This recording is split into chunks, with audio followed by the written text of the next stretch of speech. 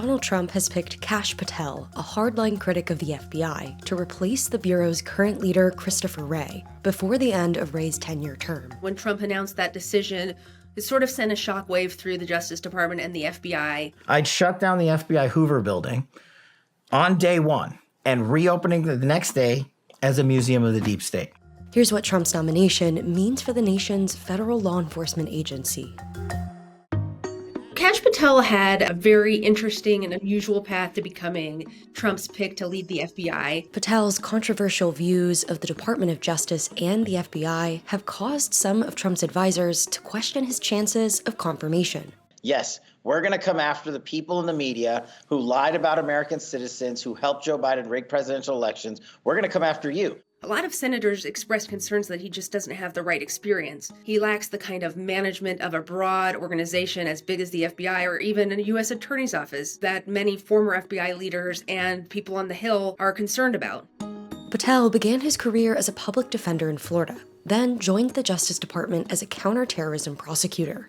That was where he developed his anti-establishment views. He grew very conspiratorial around this time. He felt like they were actually out to get him and that there were forces at work in the government against him. That may or may not have been what pushed him ultimately to leave the Justice Department. The two-tier system of justice is the deep state's weapon of choice. After that, Patel had stints in the offices of Congressman Devin Nunes. He got on Trump's radar by criticizing the FBI's investigations into Trump and was appointed to a senior intelligence role in Trump's first administration.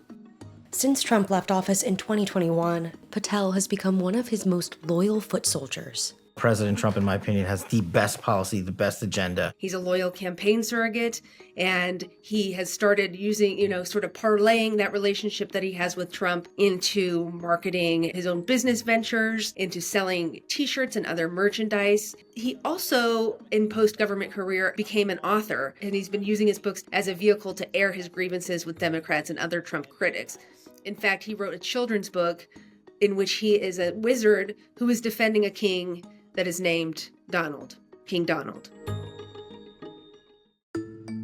The way that Kash Patel talks about the FBI is really unlike any other director that I've ever heard speak about the agency. He talks about wanting to shrink its ranks, wanting to shutter its Washington headquarters and move people out into the field. I take the 7,000 employees that work in that building and send them across America to chase down criminals. Go be cops. He wants to disband its intelligence operations, which are arguably some of its most important functions. And he wants to notably punish agents and employees that he believes are corrupt or have committed misconduct. This is why they hate us. This is why we're tyrannical. This is why we're dictators, because we're actually going to use the Constitution to prosecute them for crimes they said we have always been guilty of, but never have. He's echoed every sort of criticism that Trump has had about the Bureau and about the Justice Department, even though some of his transition team privately cautioned him against putting somebody as polarizing and controversial as Kash in as FBI director.